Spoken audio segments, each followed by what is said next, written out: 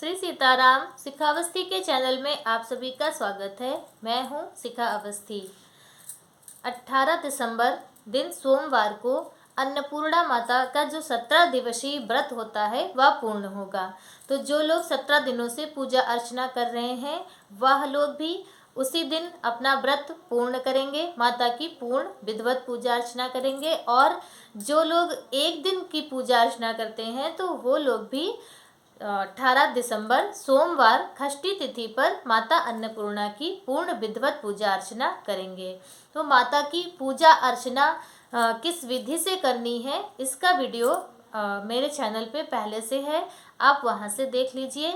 आज आपको इस वीडियो के माध्यम से माता अन्नपूर्णा का जो व्रत है 17 दिवसीय उसकी उद्यापन विधि के विषय में हम आपको बताएंगे।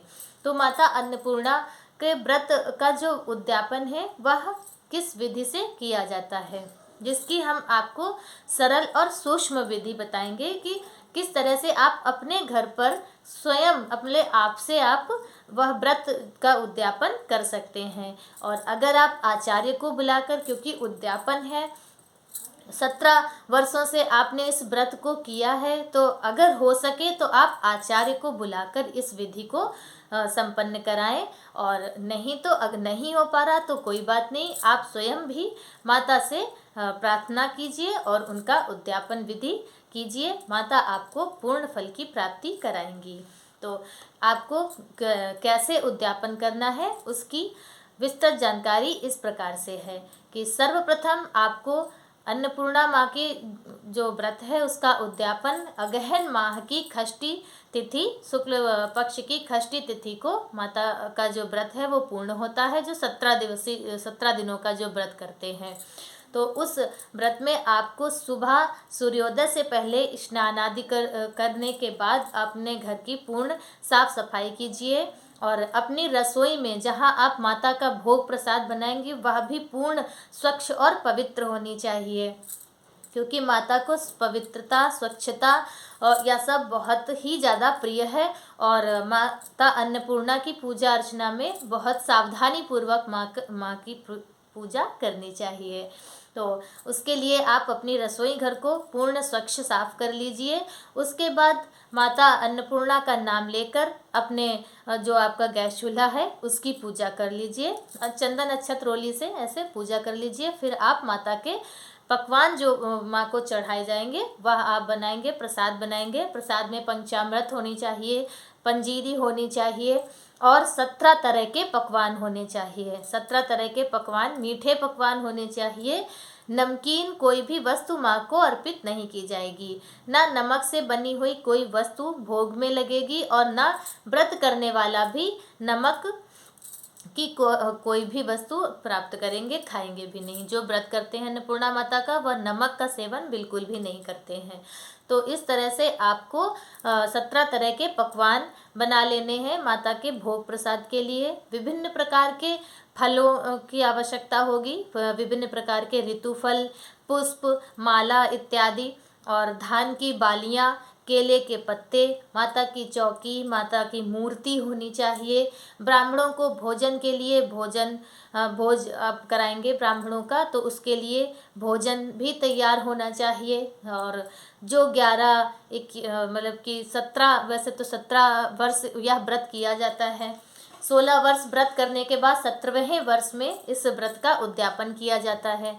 तो उसके लिए फिर सुहागिन स्त्रियां होनी चाहिए। उन्हें आप सुहाग की सामग्री देने के बाद भोजन कराइए और फिर उन्हें दक्षिणा इत्यादि दी जाएगी।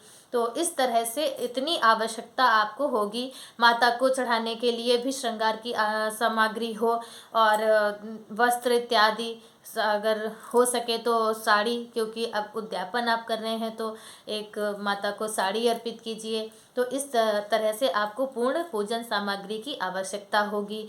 और जिस दिन आप उद्यापन करेंगे तो आप अपने जो आपके पारिवारिक जन हैं, किसी भी व्रत के उद्यापन में अपने कुटुंबियों के साथ में उद्यापन विधि करनी चाहिए। आप छोटा व्रत हो, बड़ा व्रत हो, चाहे जैसा हो, अगर आप उद्यापन कर रहे हैं तो आपके जो परिवार के सदस्य हैं, मतलब आपके अपने परिवार और आप के जितने भी कुटुंबी हैं, रिश्तेदार हैं, पड़ोसी हैं, उन्हें हो सके तो सभी को शामिल करना चाहिए व्रत उद्यापन में।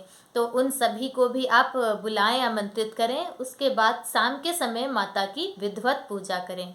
माता की पूजा अच्छे से मंडप उनका तैयार करें और केले के पत्ते लगाकर और धान की बालियों से लगाकर माता की चौकी अच्छे से सजाएं।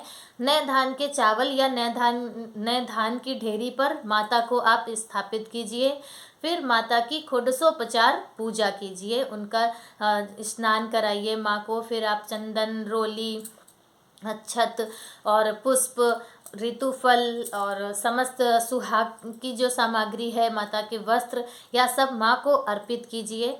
उसके बाद आप कथा सुनिए। कथा सुनने के बाद आरती कीजिए।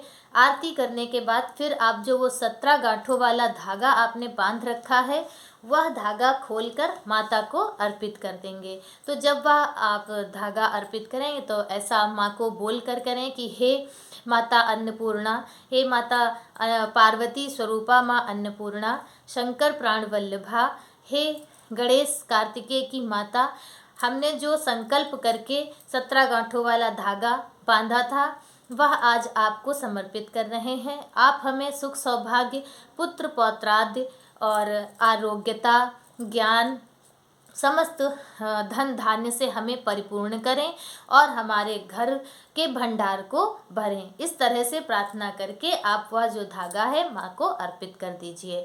उसके बाद फिर आप सुहागिनों को खिलाइए, ब्राह्मण भोज कराइए और रात्रि जागरण कीजिए। उसके और खुद भी आप मीठा अनाज का जो भी भोजन हो वह आप भी उस दिन रात्रि में पूजा के बाद प्राप्त कर सकते हैं। तो इस तरह से करने के बाद आप सुबह जब फिर प्रसाद वितरण कीजिए। तो इस तरह से आप सूक्ष्म विधि से माता अन्नपूर्णा का जो व्रत है उसका उद्यापन कर सकते हैं। तो माता का उद्यापन करने के बाद फिर आप माता की कृपा, उनका आशीर्वाद प्राप्त करें।